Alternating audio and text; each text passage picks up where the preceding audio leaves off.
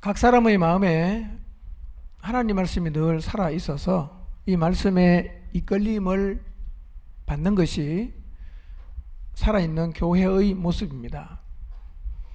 이것은 이 땅에 존재하는 모든 교회들이 도달해야 하는 목표이며, 또 교회는 언제나 이 상태를 유지하려는 노력을 해야 합니다.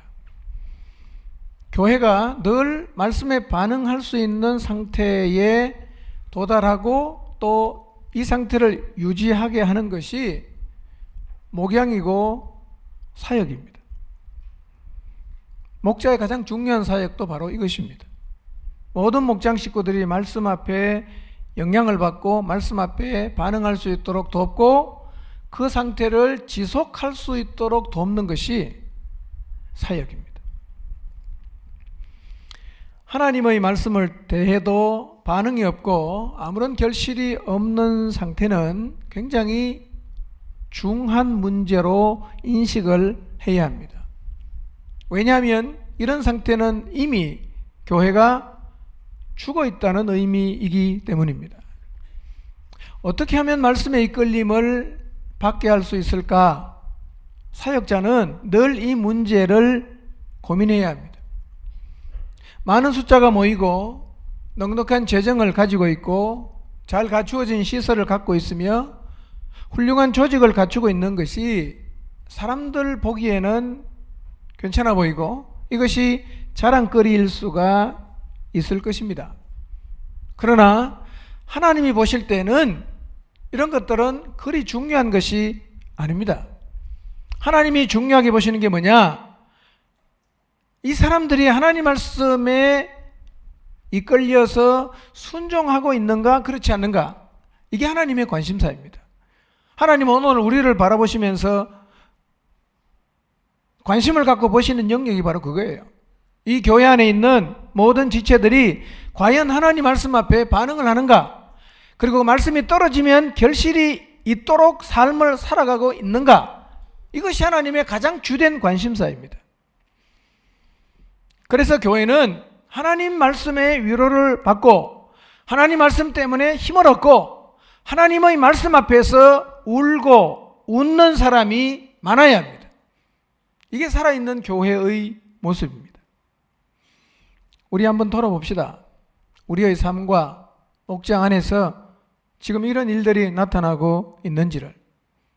세상살이가 고달프고 힘든 일과 걱정할 일도 많고 때로는 내 주변에 있는 일들이 마치 실타래가 꼬이듯이 꼬이기도 하지만 그런 순간에도 말씀 앞에 서고 기도의 자리에 나가면 힘이 생기고 막 꼬인 것 같았는데 말씀 앞에 서보니 매우 길이 단순하게 열려있는 것을 찾아내는 이런 경험들을 여러분 하면서 살아가고 계십니까?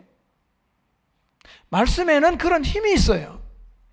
하나님 말씀에는 정말 신비하고 놀라운 능력이 있습니다.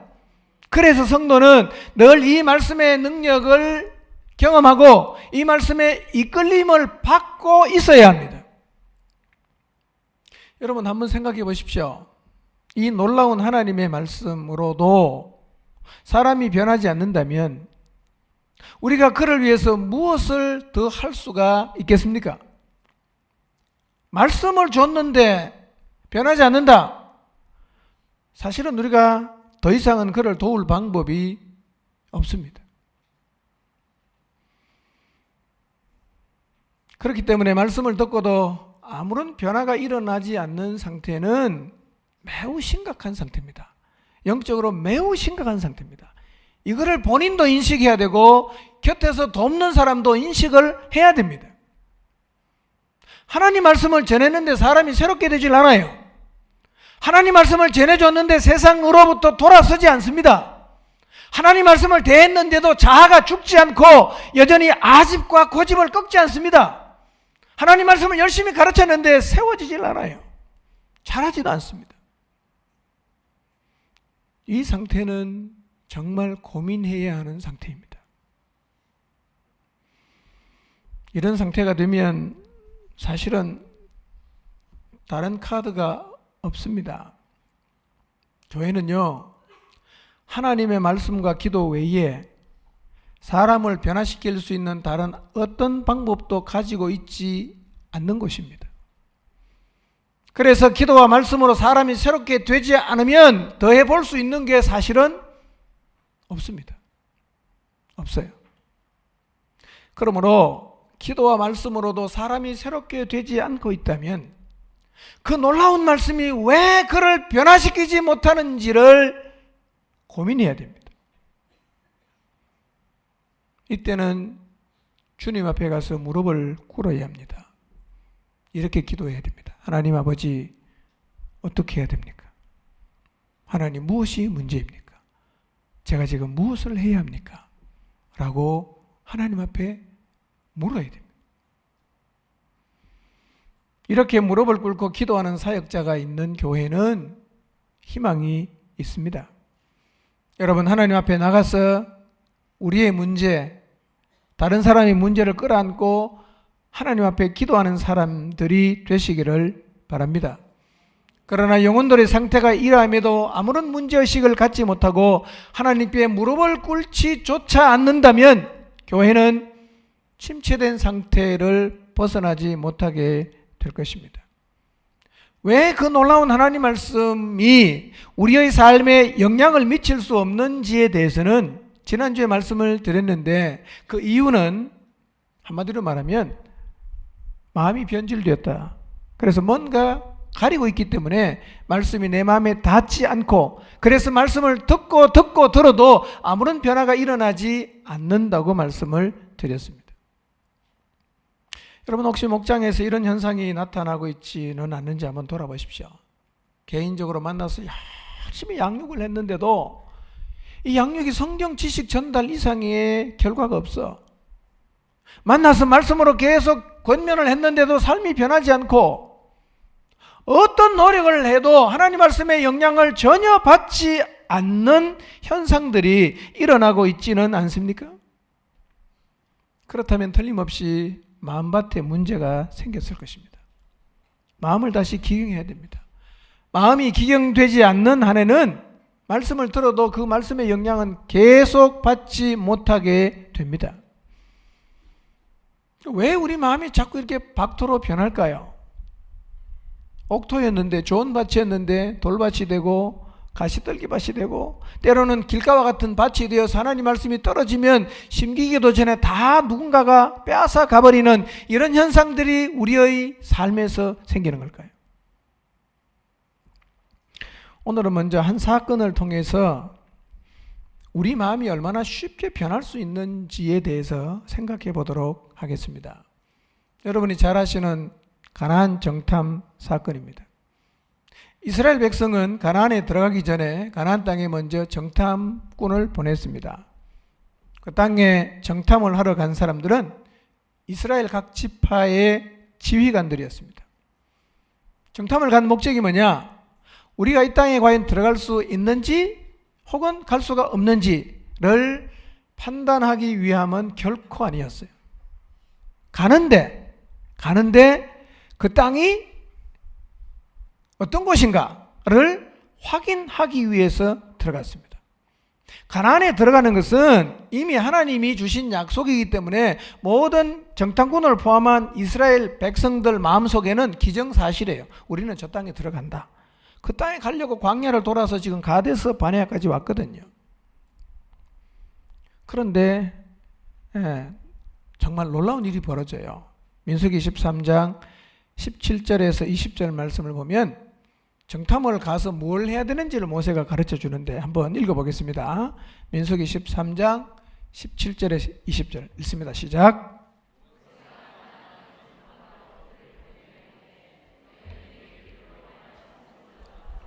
그 땅이 어떠한지 정탐하라.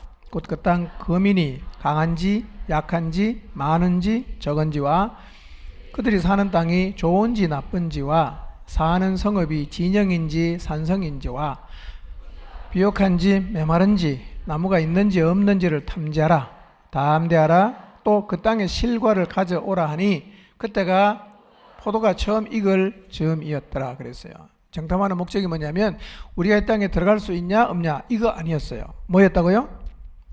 그 땅이 어떤지, 거민은 강한지 약한지, 그 다음에 땅은 좋은지 나쁜지, 사는 성읍은 그냥 장막촌인지 아니면 요새화된 성읍인지, 토지는 뭔가를 심으면 결실이 많이 있는지 없는지 이거를 알아보기 위해서 갔어요. 이런 목적으로 정탐을 떠난 이스라엘 12지파의 지휘관 12명은 그 땅을 40일간 정탐을 했습니다. 그리고 드디어 40일 후에 돌아옵니다. 바란 광야 가데스에 이르러서 모세와 아론과 이스라엘 자손의 온 회중을 모아놓고 정탐의 결과를 보고하는데 이렇게 보고합니다. 민수기 13장 25절에서 29절 읽습니다. 시작.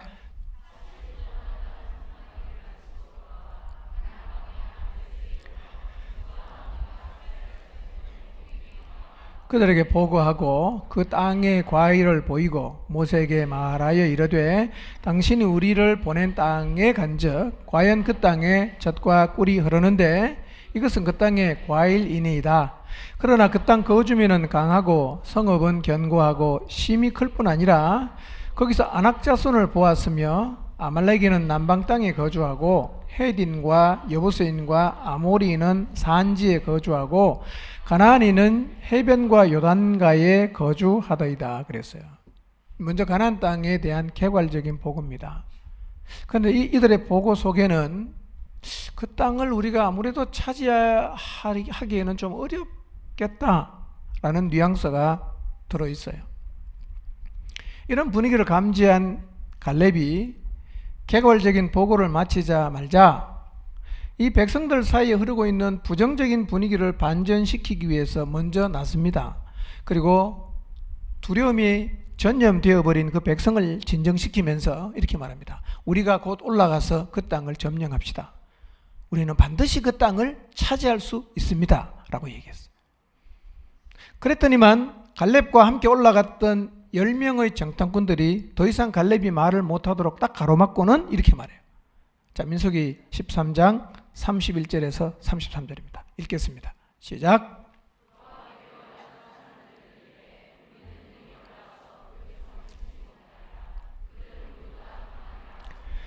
이스라엘 자손 앞에서 그 정탐한 땅을 악평하여 이르되 우리가 도로다니며 정탐한 땅은 그 거주민을 삼키는 땅이요 거기서 본 모든 백성은 신장이 장대한 자들이며 거기서 네피림 후손인 아낙 자손의 거인들을 보았느니 우리는 스스로 보기에도 메뚜기 같으니 그들이 보기에도 그와 같았을 것이니라.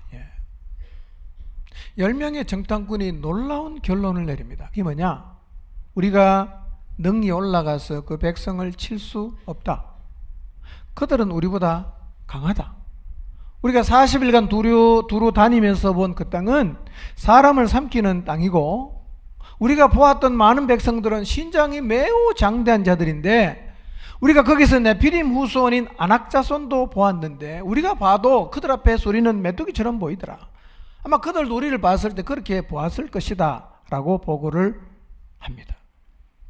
가나안 땅에 들어가는 것을 기정사실로 하고 다만 정복할 땅이 어떤지를 살피러 갔는데 그 땅에 갔다가 40일 만에 돌아온 지파의 지도자들의 보고를 들어보니까 하나님을 향한 믿음을 다 잃어버리고 마음이 완전히 변질됐어요. 보고의 내용이 뭐냐? 처음에는 그것 때문에 간 것도 아닌데 지금 뭘 얘기하느냐면 근본적으로 우리는 그 땅에 못 들어간다는 거예요. 그 무슨 얘기냐면 이런 거예요. 정복하러 갔다가 정복 당하고 왔습니다. 완전히 정복을 당해버렸어요. 차지하려고 들어갔는데 못 간다고 두려움에 휩싸여서 돌아왔다는 것입니다. 그 놀라운 사실은 이들 지휘관들이 가나안 땅에 들어가는 것을 기정사실로 하고 갔다가 못 들어간다고 완전히 판을 뒤엎는 변질에 도달하는데 걸린 시간이 며칠입니까? 40일이에요. 40일. 40일 만에 완전히 변질됐어요. 여러분, 이스라엘 지파의 지도자들이 믿음을 갖고 있었던 그들이 40일 만에 이렇게 완전히 변질이 된다면 오늘 우리도 우리들의 믿음을 완전히 팔아먹는데 변질되는데 걸리는 시간이 40일이면 족합니다. 40일이면 좋게요. 40일이 얼마나 깁니까? 한 달 남짓밖에 안 돼요. 이 정도면 충분히 우리의 마음을 세상이 정복할 수 있다는 거예요.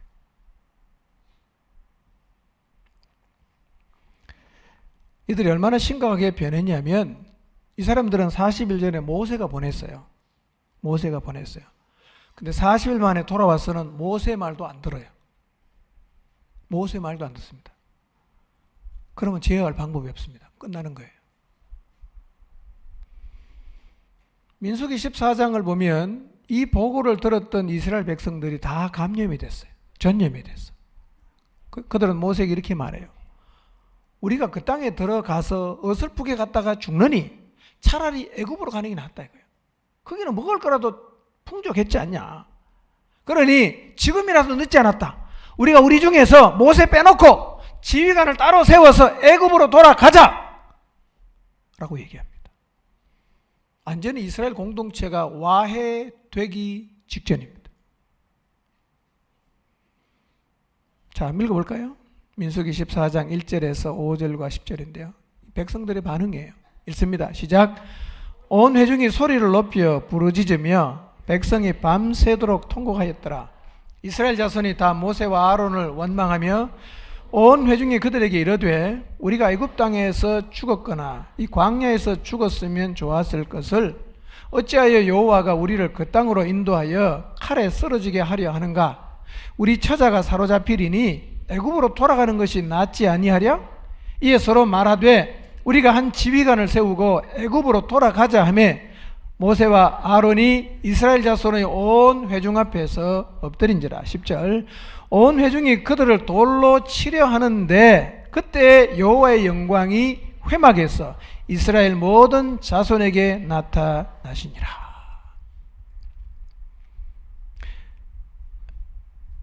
지금 이스라엘 공동체의 모습을 보십시오. 영적인 권위가 무너졌습니다. 누구 말도 안 들어. 그리고 공동체의 질서가 완전히 무너졌습니다. 모세도 필요 없어요. 아론도 필요 없습니다. 출애굽에서 그 힘든 광야의 여정을 거쳐서 가나안 목전에까지 인도해 왔던 모세와 아론 앞에서 다르게 표현하면 하나님 앞에서 그들은 이렇게 말합니다. 애굽으로 돌아가자! 이런 얘기를 서슴없이 하고 있습니다. 이스라엘 공동체는 완전히 난장판이 되고 말았습니다. 왜 이렇게 됐습니까? 사람들의 마음이 변질되어서 하나님 말씀을 받아들이지 않았기 때문입니다. 오늘날에도 우리의 마음이 변질이 되어서 하나님 말씀을 받아들이지 않게 되면 제일 먼저 적어도 나에게는 공동체의 권위가 없어집니다. 질서가 무너집니다. 그 난장판 되는 거예요.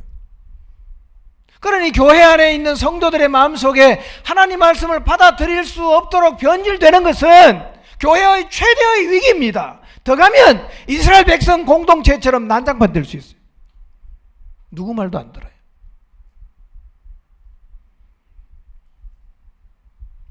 마음이 변질되면 광야 이스라엘 백성의 모습은 오늘 우리 시대의 모든 교회에서도 충분히 재현될 수 있는 장면입니다. 우리가 이스라엘 백성보다 훌륭할까요? 저는 옛날에 훌륭한 줄 알았어요. 근데 보니까 우리는 더 훌륭합니다. 이들이 정말 대단한 사람들입니다. 지금도 유대인 보세요. 대단한 사람들이에요. 그 사람들이 이 정도로 반응했다면 우리는 더 할 수도 있어요.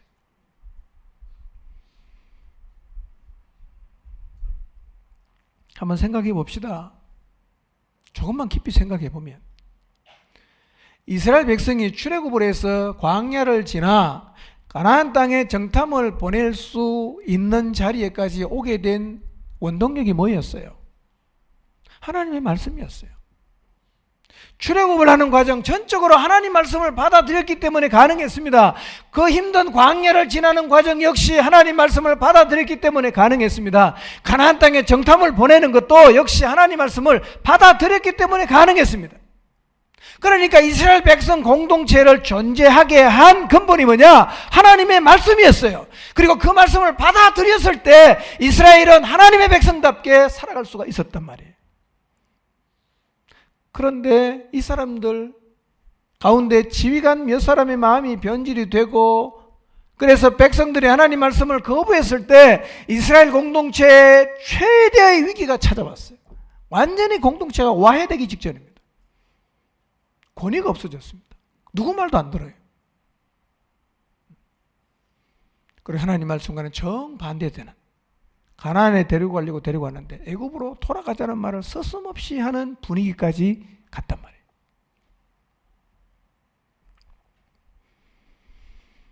말씀이 받아들여지지 않으니까 말씀에 의해 세워진 권위도 질서도 다 무너집니다. 변질된 지도자의 영향으로 백성의 마음까지 다 변질이 됐어요. 이제는 이스라엘 백성 회중 전체가 하나님을 거부하는 상황까지 나가고 있습니다. 애굽으로 돌아가자 이거예요. 이때 여호수아와 갈렙이 자기들의 옷을 찢습니다. 그리고 백성 앞에 나와요. 이렇게 말합니다.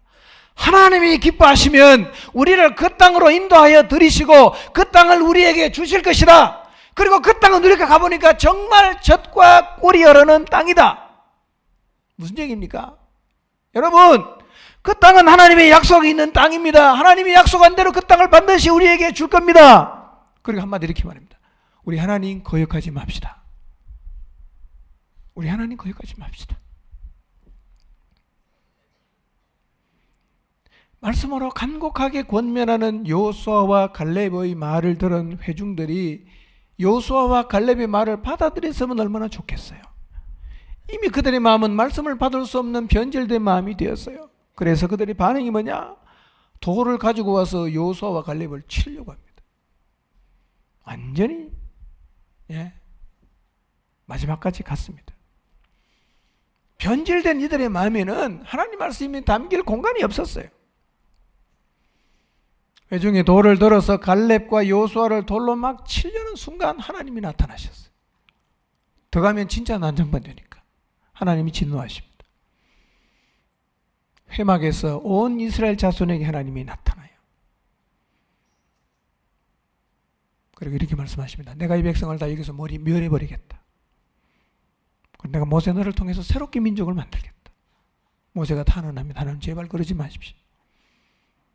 그래서 결국은요, 하나님의 말씀을 거역하고 말씀을 버린 결과로 그 이스라엘 백성은 가데스 바네아 주변에서 그 당시 하나님을 거역하는 그 세대가 다 죽을 때까지 38년 동안 광야를 맴돌아요.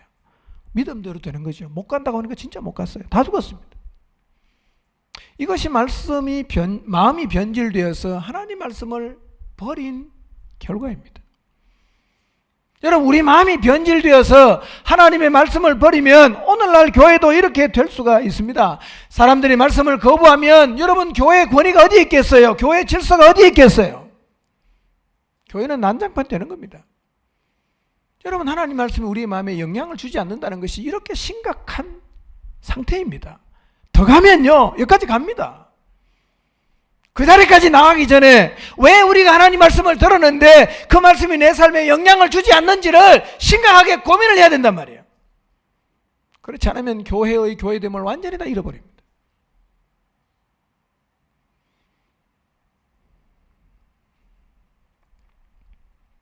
그러면 무엇이 정탐꾼들의 마음을 40일 만에 변질되게 했을까요? 지파의 지휘관이잖아. 그냥 백성이 아니에요. 아무나 불러서 가라고 한 게 아니라 그 지파의 족장들입니다. 하나님을 신뢰하는 사람이요, 믿음 있는 사람이었습니다.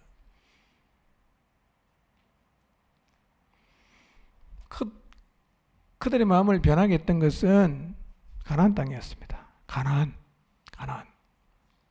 그 땅을 정복하려고 정탐하러 갔다가 40일 만에 정복당하고 와서 절대로 못 들어간다고 보고를 하게 되었습니다.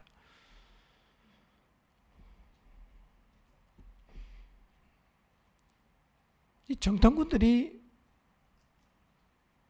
지휘관들이었잖아. 소풍 간 게 아니었잖아. 정복하려고 그 땅을 정탐하러 사명을 갖고 갔단 말이에요. 변했어요. 40일 만에.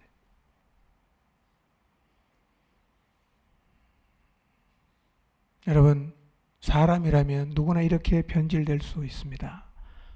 우리도 예외가 아니에요. 우리도 예외가 아닙니다. 조심하고 또 조심하면서 하나님 앞에서 늘 우리의 내면을 살펴야 됩니다. 가나안 땅에 뭘 보고 변했을까? 정확하게 성경이 기록하지 않으니까 잘 모르는데 읽어보니까요, 가나안 땅을 정탐하면서 정탐꾼들의 마음을 뭔가가 돌아서게 만드는 계기가 있었을 거예요. 그게 안악 자손일 수도 있고 여리고 성일 수도 있겠죠. 그런 계기가 생긴 다음에 그 가나안 땅에 있는 거인족이나 견고하게 세워진 성읍들을 보면서 마음이 움찔합니다. 우리가 무기도 없는데 저 성 어떻게 점령하지? 그런 마음이 생겼어요. 그런데 가나안 땅을 정탐하면서 점점 그 마음이 굳어지는 거예요. 그리고 어느 순간 지났을 때 우리가 이 땅을 정복하는 것은 불가능하겠다 는 쪽으로 완전히 변질되었을 것입니다. 그들은 가나안을 두려워합니다. 오늘 우리에게 가나안은 무엇일까요? 우리의 마음을 변질시키는 오늘 우리들의 가나안은 어딜까요? 우리는 가나안이 지금 이스라엘 땅이니까 그까지 우리가 갈 일이 없으니까 우리는 변하지 않겠다, 그거 아니죠? 오늘 우리에게 가나안은 세상이에요. 정탐꾼을 변질시킨 것이 가나안이었다면 오늘 우리를 변질시키는 것은 바로 세상입니다. 40일 만에 정탐하러 갔던 지도자를 삼킨 가나안 뿐만 아니라 오늘 우리가 발을 딛고 살고 있는 세상도 결코 만만한 것이 아니에요. 얼마나 강하게 유혹하는지요. 자빠지는 거예요. 넘어집니다. 완전히 끌려가요. 어떤 사람은 세상이 완전히 정복되어 버립니다. 속은 다 파먹혔어요. 몸은 와 있는데. 마음은 세상을 동경하고 좋아하고 사랑하고 추구하고 몸은 와 있단 말이에요. 여러분, 세상이 얼마나 만만치 않은 곳인지 디모데후서 4장 10절을 한번 보겠습니다. 읽겠습니다. 시작.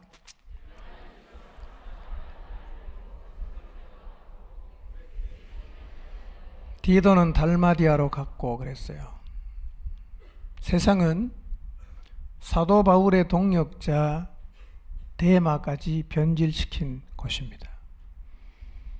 바울과 함께 그렇게 열심히 복음을 위해 살아갔던 이 데마, 사도 바울과 한 팀이었어요. 대단한 사람이었습니다. 어느 순간 데마의 마음속에 세상을 사랑하는 마음이 생겼어요. 세상을 사랑하는 마음이 생겼어. 그러다가 어느 순간 바울 곁을 떠나 데살로니가로 가버렸습니다. 성경은 이렇게 이야기합니다. 왜 갔냐? 세상을 사랑해서 갔다는 거예요. 우리가 이런 세상에 발을 딛고 살고 있습니다. 매일 경험하잖아. 우리가 얼마나 긴장하고 조심하며 살아야겠습니까? 가나안 땅이 이스라엘 백성에게 정복해야 하는 땅이었던 것처럼 세상은 오늘 우리에게는 복음으로 정복해야 하는 땅입니다. 그런데 가나안을 정탐 갔던 지휘관처럼 오늘 우리도 세상을 정복하러 나갔다가 오히려 세상에 정복당해서 세상을 동경하고 사랑하고 추구하고 있을 수가 있어요. 세상 정복하는 거 불가능해. 난 거기가 더 좋아. 이 마음이 정복당했다는 얘기입니다. 그런데 이런 일이 얼마나 많이 교회 안에서도 발생합니까? 하나님만을 바라보며 출애굽을 하고 광야를 지나왔던 이스라엘 지파의 백성들, 지파의 지휘관들의 믿음을 과소평가하지 마십시오. 대단한 사람들이었어요. 그런 사람들이 40일 만에 하나님 다 내팽개치고 애굽으로 돌아가야 된다라고 외치지 않았습니까? 그렇다면 오늘 우리가 조심하지 않는다면 이 사람들보다 훨씬 더 빨리 변질될 가능성이 있다고 봐야 되는 겁니다. 실제로 우리가 같이 주님을 섬기던 사람들 가운데 40일도 되지 않아서 완전히 딴 사람으로 변하는 모습들을 많이 경험하지 않습니까? 세상은 우리 영혼을 그렇게 삼키는 땅이에요. 영혼을 삼키는 땅입니다. 하나님 말씀에 붙잡히는 은혜를 경험했지만 한 달도 안 돼서 세상을 사랑하는 자리로 나가는 사람들을 우리가 많이 보지 않습니까? 그렇게 말씀 앞에 은혜를 받고 사명감을 가지고 살겠다고 다짐했던 사람이 진짜 일주일도 되지 않아서 다시 세상을 사랑하는 자리로 돌아가 버리는 것을 우리가 얼마나 많이 목격합니까? 이것이 세상이에요. 그리고 우리가 지금 이 세상에 발을 딛고 살고 있습니다. 이 땅에 사는 동안 조심하지 않으면 순식간에 우리 마음이 돌밭이 되어버립니다. 순식간에 우리 마음이 가시들기 밭이 되고 심하면 길가와 같은 밭으로 변해버린다는 것입니다. 사단이 강력한 힘으로 지배하고 있는 세상 여러분 절대로 만만하게 보지 마세요. 우리 충분히 삼킬 힘을 갖고 있습니다. 거기도.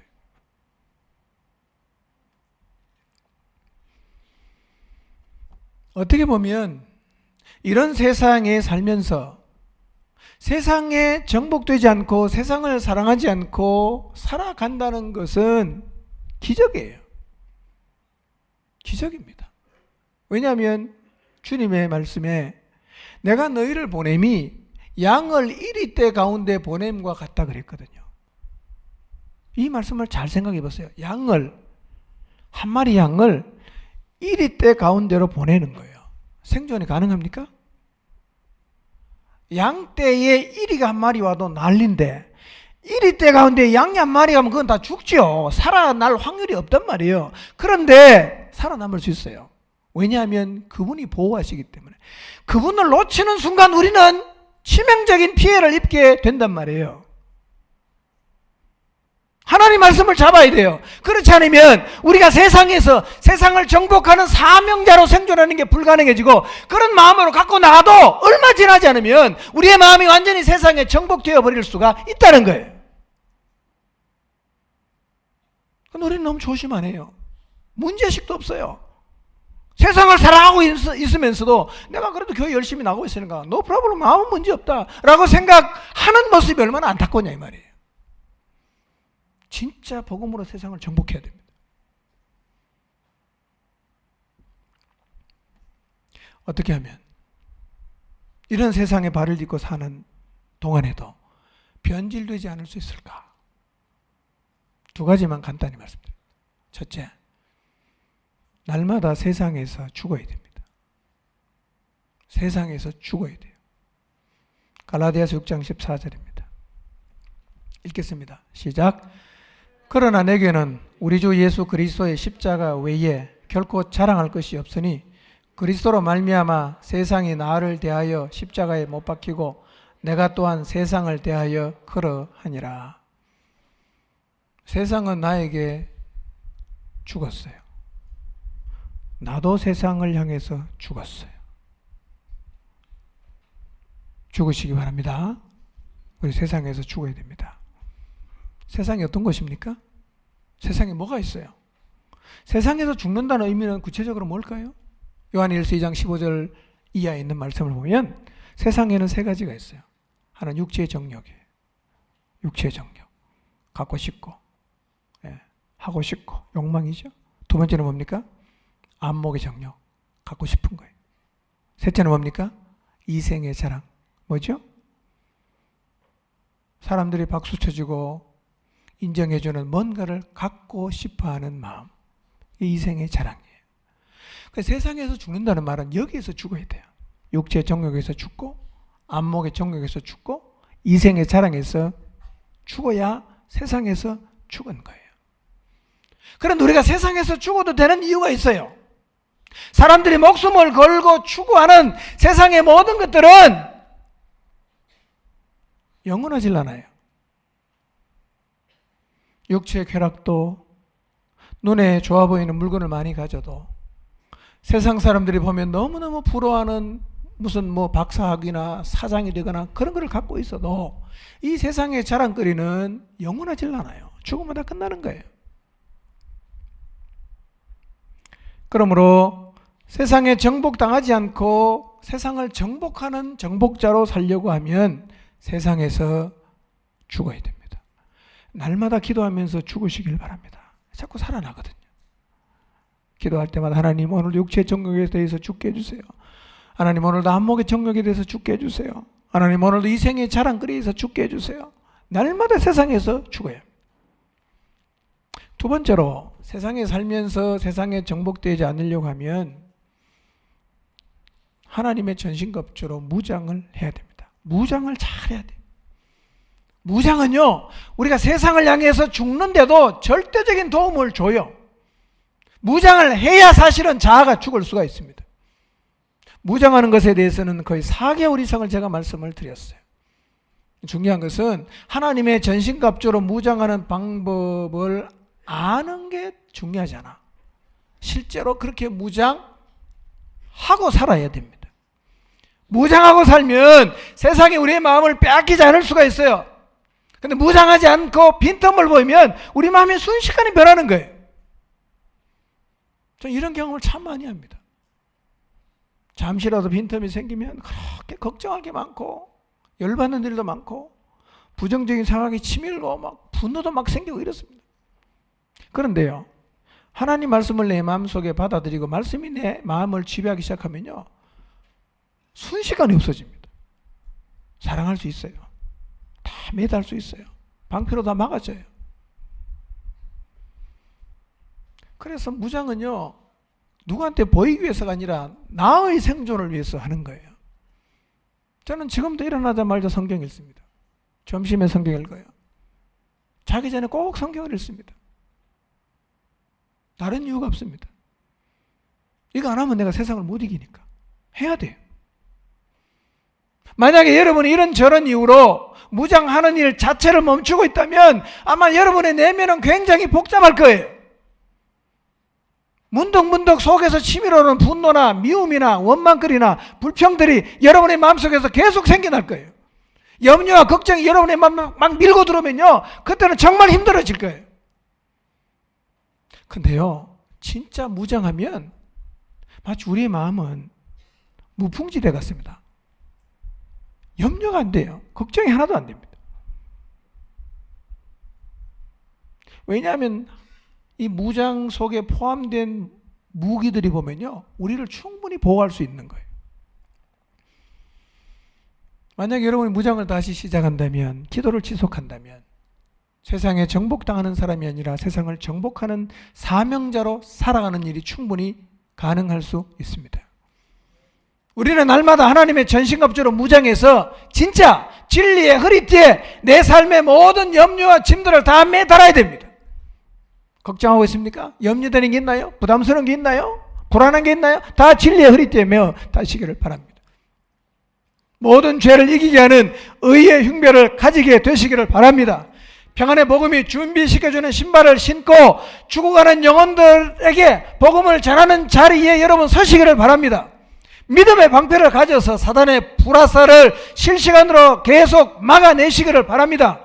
구원의 소망의 투구를 서서 하늘의 소망을 가지고 하늘을 소망하며 살아가게 되시기를 바랍니다. 성령의 검으로 내 내면을 드러내고 사단이 나를 향해서 부분도 모든 거짓말을 성령의 검으로 베어내면서 살아가시기를 바랍니다.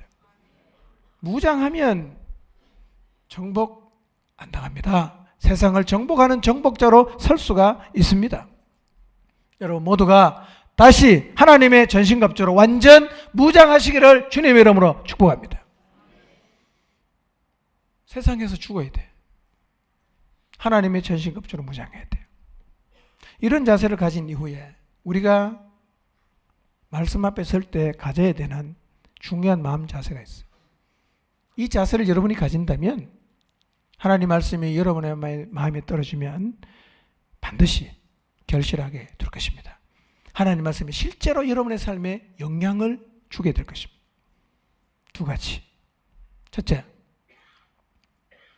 지도자를 통해 전해지는 말씀을 하나님의 말씀으로 받으십시오. 이스라엘 백성 공동체를 보십시오. 모세의 말을 대들고 거역하고 나니까 이스라엘 백성 공동체는 그 하나님의 백성의 공동체의 정체성을 완전히 잃어버립니다. 지도자를 통해 전해지는 말씀을 하나님 말씀으로 받아야 됩니다.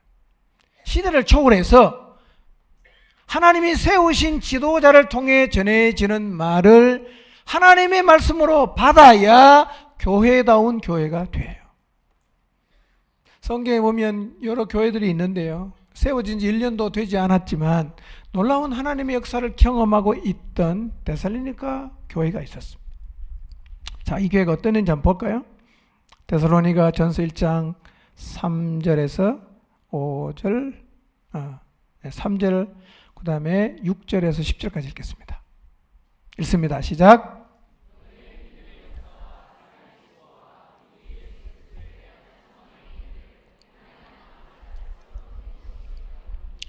또 너희는 많은 환난 가운데서 성령의 기쁨으로 말씀을 받아 우리와 주를 본받은 자가 되었으니 그러므로 너희가 마게도냐와 아가야에 있는 모든 믿는 자의 본이 되었느니라. 주의 말씀이 너희에게로부터 마게도냐와 아가야에만 들릴 뿐 아니라 하나님을 향하는 너희 믿음의 소문이 각처에 퍼졌으므로 우리는 아무 말도 할 것이 없노라.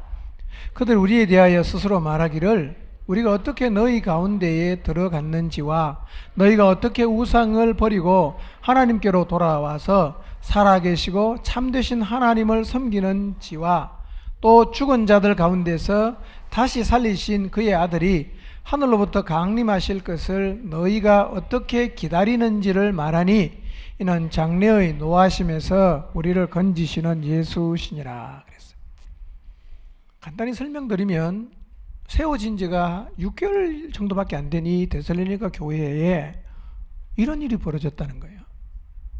그들의 믿음은 말로만 하는 믿음이 아니라 믿음에는 역사가 따라왔어요. 말로만 사랑하지 않고 수고가 따라왔고 그들이 하나님을 향해 가진 소망에는 인내가 있었습니다.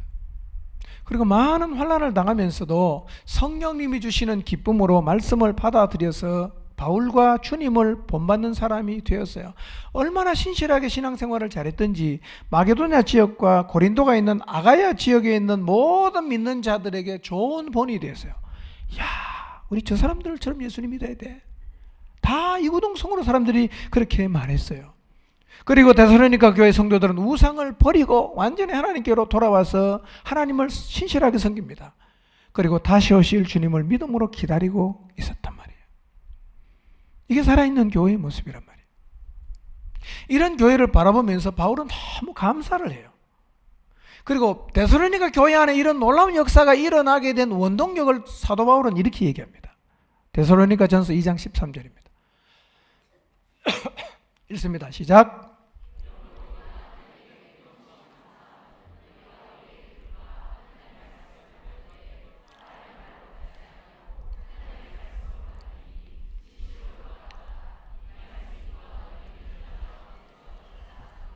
예. 바울은 말합니다. 데살로니가 교회에서 그런 놀라운 일들이 일어나게 된 이유는 그 교회 교인들이 하나님의 말씀을 받을 때 저거는 아모개가 하는 말이다, 저거는 아모개가 하는 말이다 이렇게 받은 게 아니라 하나님이 저 사람을 통해서 말씀하신다 라고 하나님 말씀을 받아들였기 때문에 그 말씀이 믿는 그들의 마음속에 놀라운 역사를 일으켰다고 얘기하고 있습니다. 오늘 우리도 말씀 앞에 이런 자세를 갖는 것이 필요합니다. 여러분, 하나님 말씀을 들을 때는요, 하나님이 말씀하신다라고 생각하고 말씀을 받아야 됩니다. 이 자세는 평생 사는 동안 변질되지 않아야 됩니다. 나이가 더 많이 들어도 정말 말씀 앞에 설 때는 늘 겸손하게 오늘 하나님이 저렇게 말씀하시는구나 라고 말씀을 받아야 됩니다. 그러면 이 말씀이 평생토록 여러분의 마음속에 역사를 할 것입니다. 이 마음이 복 있는 마음이에요. 여러분, 말씀을 들을 때는요, 늘 그런 마음의 자세를 가지고 하나님이 오늘 말씀하신다, 저 사람을 통해서. 그리고 이 말씀을 하나님 말씀으로 받아들여야 됩니다. 그때 이 말씀이 살아서 우리의 삶 가운데 그 말씀하신 대로 역사를 이루어 가십니다. 이 복된 자리에 여러분 평생토록 서시기를 바랍니다. 예. 여러분, 예수님 믿는 것은 단순하면 돼요. 저거를 저 얘기를 듣나? 예. 저런 얘기를 어떻게 순종해? 성경에 보면 주님이 시킨 말씀 가운데 우리의 관점으로 보면 황당한 얘기가 되게 많았어요. 근데 놀라운 것은요, 순종할 때 그 말 그대로 다 이루어졌어요. 갈릴리 가나 혼인잔치에 가셨을 때요, 포도주가 떨어졌어요. 예수님의 어머니가 예수님에게 하인들에게 이렇게 말합니다. 너희에게 무슨 말씀을 하시든지 그대로 해라. 그런데 예수님께서 포도주가 떨어졌는데 항아리에 물을 채운 다음에 그걸 갖다가 연회장에 갖다 주라는 거예요. 갖다 줬어요. 어떤 일이 벌어졌습니까? 깜짝 놀랍니다. 사람들마다 잔치 초반에는 좋은 포도주 주다가 막판에 가면 좀 시원찮은 거 주는데 이 집은 어떻게 나중에 나온 포도주가 처음 나온 포도주보다 훨씬 더 맛있다 라고 칭찬을 했어요. 물을 가지고 포도주가 필요한 연회장에 갖다 주라고 했을 때 순종하니까 진짜 말씀 그대로 이루어졌어요. 예수님이 말씀하신 가운데 이렇게 황당한 말씀들이 꽤 많아요. 야, 너 저 가서 나귀하고 나귀 새끼가 매여 있는 거 볼 텐데 가서 나귀 새끼 풀어와라. 누가 뭐라고 하면 주가 쓰시겠다고 해라. 황당하잖아. 제자들은 갑니다. 진짜 나귀를 풀어와요. 사람들이 말합니다. 그거 왜 가져가냐? 주님이 쓰시겠답니다. 아무 얘기도 안 하는 거예요. 하나님 말씀을 하나님이 말씀하시는 걸로 받아들이면 그 말씀은 믿는 자 속에 역사합니다. 아멘입니까? 이런 자세 젊은이나 나이 든 사람이나 중년이나 잘 나가는 사람이나 찌그러진 사람이나 똑같이 하나님 말씀 앞에 이런 자세를 가져야 합니다. 이게 복이에요. 저는 여러분 모두가 평생 신앙생활 하는 동안 이 마음을 갖게 되시기를 주님의 이름으로 축복합니다. 마지막입니다. 어떤 마음을 가져야 되냐? 말씀을 들으면 그냥 받아야 돼요. 말씀을 들으면 그냥 받아야 돼요. 이게 좋은 마음이에요. 자, 마태복음 13장 8절 오늘 본문인데요. 다시 한번 읽어보겠습니다. 시작.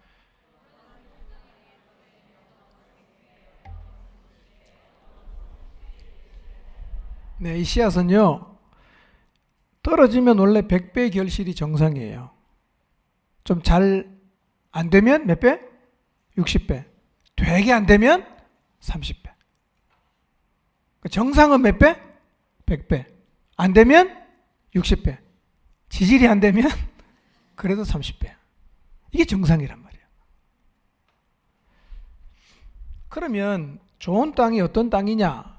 이 비유를 마가복음에 보면 예수님께서 이렇게 해석을 했어요. 자, 한번 읽어보겠습니다. 마가복음 4장 20절입니다. 시작. 곧 말씀을 듣고 받아 30배나 60배나 100배의 결실을 하는 자니라 그랬어요. 자, 좋은 땅이 어떤 마음입니까? 저 성경을 보세요. 좋은 땅은 말씀을 듣고 받는 거예요. 좋은 땅이 어떤 땅이냐? 말씀을 들으면 받는 땅. 이게 좋은 땅이에요. 듣고 받으면 그걸로 끝나지 않습니다. 반드시 뭐가 따라옵니까? 결실이 따라옵니다. 듣고 받으면 결실이 있어요. 여러분 어떤 말씀을 듣든지 들으면 받으시기를 바랍니다. 그러면 뭐가 있어요? 결실이 있어요. 혹시 마음이 변질이 돼서 들으면 안 받아지고 자꾸 토해내게 되거나 하나님 말씀을 듣고 안 받아지고 통과를 시키게 된다면 여러분 다시 이 마음을 회복하셔야 합니다. 들으면 받아야 결실이 있어요. 이 마음이라야 우리의 마음속에 하나님 말씀이 떨어질 때 결실이 있습니다. 들었는데 안 받는다. 이 마음에는요 아무리 말씀을 들어도 결실이 안 돼요. 그 말씀을 들었어요. 그 받는 게 어떤 의미입니까? 뭐가 받는 거예요? 지금 여러분 말씀 받고 계십니까? 안 받고 계십니까? 어떻게 확인할 수 있어요? 받는 거는요 접수했습니다. 동의합니다. 그런 뜻이 아니에요. 들은 말씀을 받았다는 의미는 이거예요. 누가복음 5장을 통해서 특히 이제 베드로의 예를 통해서 들은 말씀을 받는다는 의미가 무슨 의미인지 확인해 보도록 하겠습니다. 성경은 안 찾겠습니다. 베드로, 안드레, 야고보, 요한 네 사람이 갈릴리 바닷가에서 고기를 잡는데 밤새도록 한 마리도 못 잡았어요. 한 마리 못 잡으면 그냥 집에 가는 게 아니라 그물에 고기 대신 뭐가 있겠어요? 수초나 뭐 지저분한 거 많잖아요. 다 그물은 이제 씻어야 돼요. 그물을 씻고 있어요. 그런데 예수님이 찾아오셨어요. 그리고 베드로에게 이렇게 말씀하십니다. 시몬아, 너 저 깊은 데 가서 그물을 내려서 고기를 잡아라. 이렇게 말합니다. 자, 이 말을 들을 때 어부인 베드로가 여러 가지 생각을 할 수 있겠죠? 뭐 얼마나 생각을 많이 할 수 있겠어요. 고기잡이 전문가인데. 그런데 어부인 베드로는요, 예수님께서 깊은 데 가서 그물을 내려서 고기를 잡으라고 하니까 자기 모든 생각을 다 제쳐놓고 예수님 말씀을 받아들입니다. 뭐예요? 그물을 내리는 거예요. 받는다는 말은 뭐냐? 순종한다는 말이에요. 동의한다, 머리를 끄덕이는 게 아니라 받는다는 말은 그대로 순종한다는 말입니다. 그래서 베드로는 예수님 말씀을 들어서 그냥 받았어요. 뭐냐? 자기 생각 다 내려놓고 그냥 말씀에 의지해서 그물을 내렸어요. 그런데 놀라운 경험을 해요. 놀라운 경험을. 그런데 베드로가 그물을 내리기 전에 이렇게 말했어요. 선생님, 우리가 밤이 새도록 수고를 하였으되 잡은 것이 없지만 오늘 저는 말씀에 의지해서 그물을 내립니다. 그리고 그물을 내렸단 말이에요. 이 베드로의 고백이 오늘 우리들의 고백이 되어야 합니다. 하나님 말씀을 들으면 내 경험이나 생각이나 계산을 멈추고 일단 말씀에 의지해서 해야 되는데, 우리는 하나님 말씀을 들으면 경험과 지식으로 계산하다가 그냥 말씀이 휙 돌아가 버립니다. 그리고 순종이 없어지는 거예요. 그러니까 듣기는 늘 듣는데 받는 게 없어. 그럼 뭐가 없겠어요? 결실이 없잖아. 들으면 어떻게 해야 돼요? 받아야 돼요. 그래서 이 베드로의 고백이 참 대단한 겁니다. 우리가 밤새도록 수고했는데 한 마리도 못 잡았습니다. 그래서 안 합니다. 이래 나가는 게 아니라, 그렇지만 하나님이 주신 말씀에 의지해서 제가 한번 그물을 내리겠습니다. 그리고 그물을 내렸다는 거예요. 거기 얼마나 많이 잡혔는지 몰라요. 베드로의 이 순종이 말씀을 받는다는 의미입니다. 그래서 듣고 받는다는 말은 다르게 표현하면 듣고 순종한다는 말이에요. 여러분, 말씀을 들으면 베드로처럼 받아들여서 순종하게 되시기를 주님의 이름으로 축원합니다. 많은 말씀을 듣지만 그래 맞아요 하지만 집에 가는 길에 계산하다가 말씀은 다 사라져버리는 거예요. 늘 듣는데 받는 게 없으니까 결실이 없단 말이에요. 여러분, 하나님 말씀에 순종하는 것은 절대로 손해가 아니에요. 순종해 봐야 말씀에 얼마나 대단한 능력이 있는지를 비로소 알 수 있어요. 왜 하나님의 능력을 모르냐? 순종을 한 번도 안 했어. 한 번도 안 했어. 말씀 앞에 도전을 받고 때로는 희생이 따르고 때로는 대가를 지불해야 되고 그렇게 해서 내가 순종을 해야 되는데요, 그런 자리에 있으면 절대로 대가 지불 안 해. 절대로 희생 안 해. 절대로 손해 안 봐. 그러니까 말씀을 계속 듣지만 받는 게 없으니까 결실이 없단 말이에요. 이제 말씀을 들으면 그냥 받게 되시기를 주님의 이름으로 축복합니다. 들으면 받으세요. 이게 축복입니다. 이때 말씀의 능력이 얼마나 대단한지를 경험하게 된단 말이에요. 세상이 만만치 않은 곳이지만 우리는 세상을 정복하는 자로 부름을 받았습니다. 세상이 만만치 않아요. 주의해야 됩니다. 그러면 정복하러 갔다가 가나안에 갔던 정탐꾼처럼 정복당하고 돌아올 수도 있습니다. 그래서 여러분, 날마다 세상에서 죽으시기를 바랍니다. 날마다 하나님의 전신갑주로 무장하시기를 바랍니다. 그것만 제대로 되면 세상을 살아도 정복당하는 게 아니라 정복자로 살아갈 수가 있습니다. 사명자로 살아갈 수가 있습니다. 이 말씀을 잊지 마시기를 바랍니다. 그리고 여기에 더해서 꼭 우리가 가져야 되는, 특히 말씀 앞에 섰을 때 가져야 하는 자세가 있습니다. 첫째는 뭐였습니까? 지도자를 통해 선포되고 전해지는 말씀을 하나님의 말씀으로 받아들이는 겸손한 마음의 자세가 필요합니다. 그리고 하나님이 말씀하시면 단순하게 받아서 경험도 상식도 계산도 지식도 다 내려놓고 들은 말씀 그대로 순종하는 마음을 가져야 합니다. 그래서 데살로니가 교회 성도처럼 공동체를 통해서 선포되는 하나님의 말씀을 하나님의 말씀으로 받아들이고, 베드로처럼 하나님 말씀을 들으면 경험도 상식도 다 내려놓고 순종하는 하나님의 사람이 되어서 여러분의 삶을 통해서 말씀으로 인하여 결실을 맺는 이 놀라운 능력을 경험하고 체험하며 감사하고 흥분하며 살아가는 하나님의 사람들 되시기를 주님의 이름으로 축복합니다. 기도하겠습니다.